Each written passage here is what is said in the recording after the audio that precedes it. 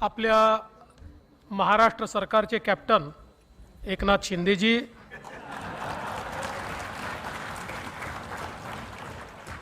सभागृहातले आपले umpire Rahul नार्वेकरजी,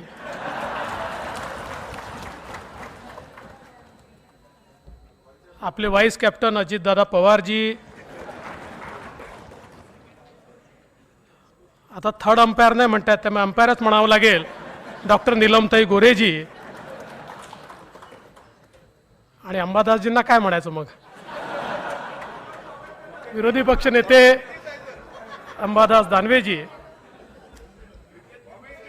बीसीसीआयचे finance minister Ashish शेलारजी, या ठिकाणी उपस्थित चंद्रकांत दादा पाटीलजी, त्याचप्रमाणे संजय बनसोडेजी, विशेष रूपाने ज्यांच्या सत्काराकरता आपण एकत्रित झालो आहोत, आपल्या भारतीय चमूचे कर्णधार आणि खऱ्या अर्थानं ज्यांनी कॅप्टन म्हणून एक आपली अतिशय आगळीवेगळी प्रतिमा उभी केली ते श्री रोहित शर्माजी,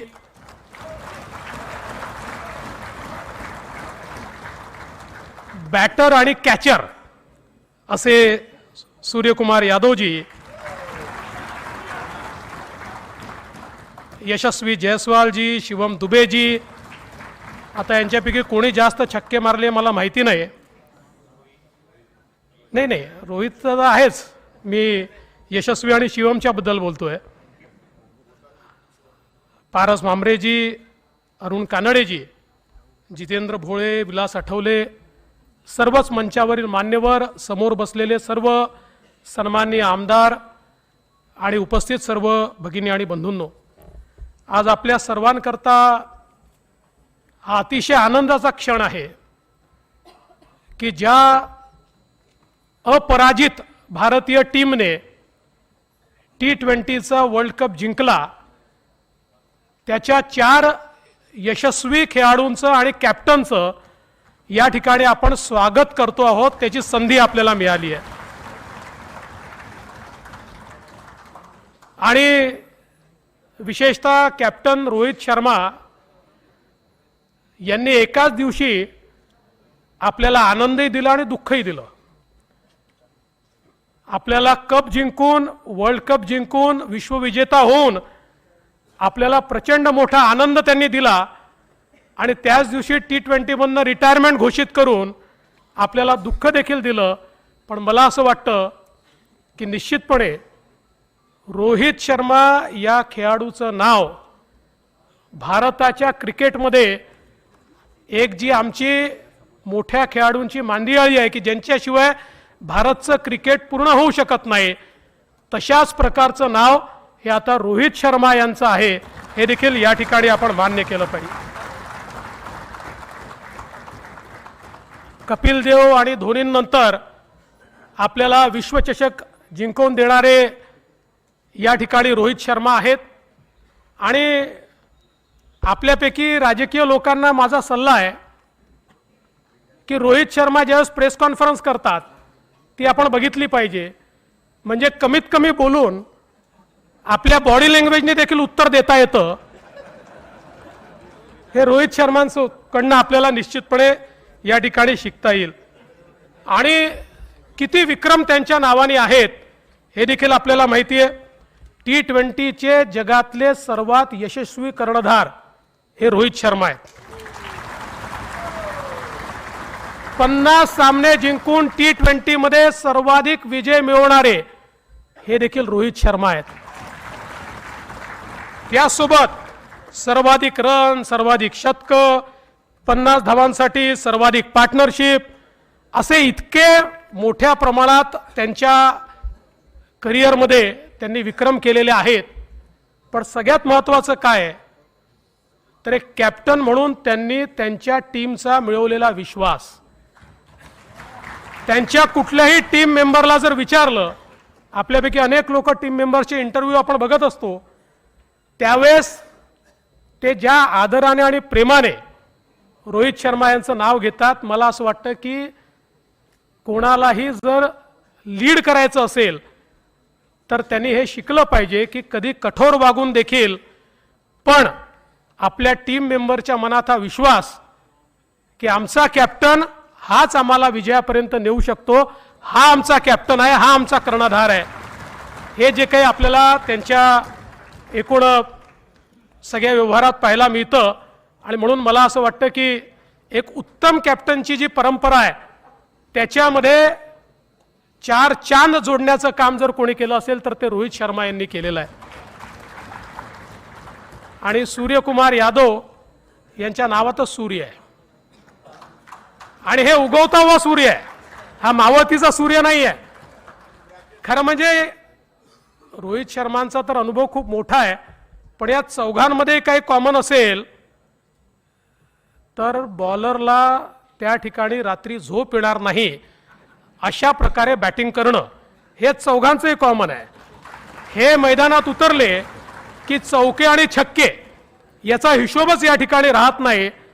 आणि सूर्यकुमार यादव देखील आपण सगळ्यांनी बघितलं ज्या प्रकारची बॅटिंग ते करतात, अक्षरशः मला असं वाटतं की अनेक वेळा बॉलर्सला वाटत असेल की हे नसले तर बरं आहे. आणि टीम अडचणीत असताना सेंचुरी मारणं हे सगळ्यात महत्त्वाचं आहे. असे प्लेयरच आपल्याला जिंकून देऊ शकतात. आणि अर्थातच त्यांनी जो कॅच पकडला तो कॅच तर आपण कोणी विसरू शकत नाही. आणि ते देखील मनात हेच म्हणत असतील की बरं झाला कॅच माझ्या हातामध्ये आला, पण असा हा काही योगायोग नव्हता, तो तुमचं श्रम होतं, तुमची प्रॅक्टिस होती, त्यामुळे इतका कठीण कॅच तुम्ही पकडू शकले. असा कॅच म्हणजे बाउंड्रीच्या बाहेर जायचा, तो परत आत फेकायचा, परत आत येऊन तो पकडायचा. It was one of the impossible task जी तुम्ही त्या ठिकाणी पूर्ण केली आहे. शिवम दुबे खरं म्हणजे यांचे तर चौके छक्के किती आहेत, IPL मध्ये देखील आपण बघितलं की त्याची गिनतीच नसते. हे मैदानात आल्यानंतर बॅट अशी चालते की मला अनेक वेळा असं वाटतं की ही कुठली वेगळी शक्ती त्या बॅटमध्ये आहे का, अशा प्रकारचं काही त्याला लावलेलं आहे का त्यांनी, अशा प्रकारचं त्या ठिकाणी वाटावं.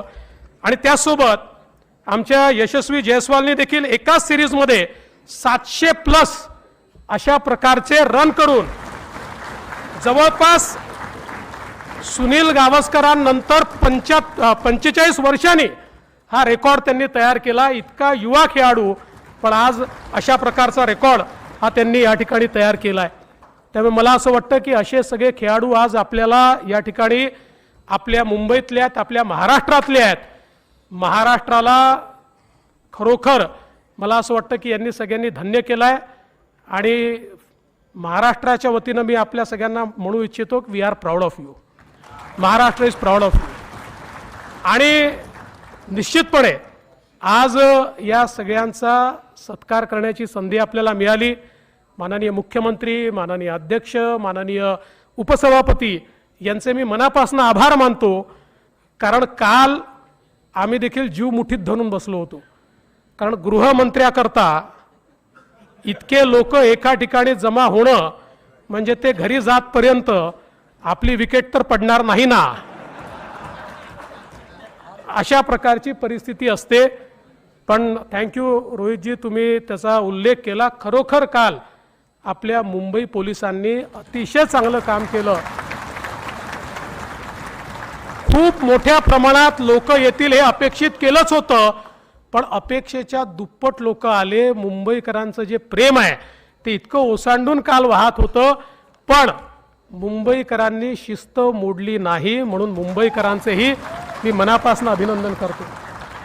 आणि माननीय मुख्यमंत्री महोदयांना एक या निमित्ताने विनंती करतो की आपलं ऐतिहासिक वानखेडे स्टेडियम आहेच, अतिशय सुंदर स्टेडियम आहे, पण आशिषजी या ठिकाणी आहेत. आशिषजी, आता मुंबईला वानखेडेपेक्षा मोठ्या स्टेडियमची देखील आवश्यकता आहे.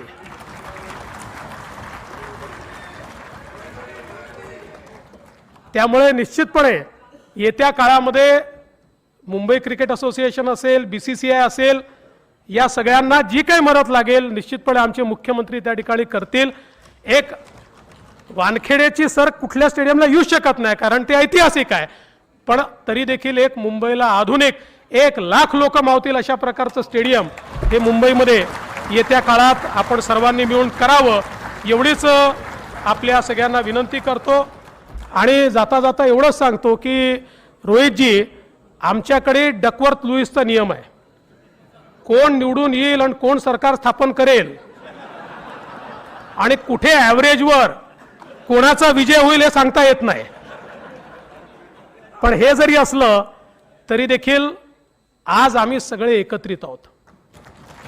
तुम्ही बघा, सगळ्यांच्या चेहऱ्यावर एकच भाव आहे आणि तो भाव आपला भारत जिंकलाय आणि तुम्ही तो जिंकवलाय, हा भाव सगळ्यांच्या चेहऱ्यावर आहे. म्हणून तुमचे आमच्या सर्वांच्या वतीनं मनापासून आभार मानतो आणि माननीय मुख्यमंत्र्यांची परवानगी घेऊन आपल्या सगळ्यांना विनंती करतो की या टीम इंडिया करता एकदा स्टँडिंग ओवेशन सगळ्यांनी द्यावं. भारत माता की, भारत माता की, भारत माता की, छत्रपती शिवाजी महाराज की, भारतीय संघाचा, भारतीय संघाचा, रोहित शर्माचा. धन्यवाद. जय हिंद, जय महाराष्ट्र.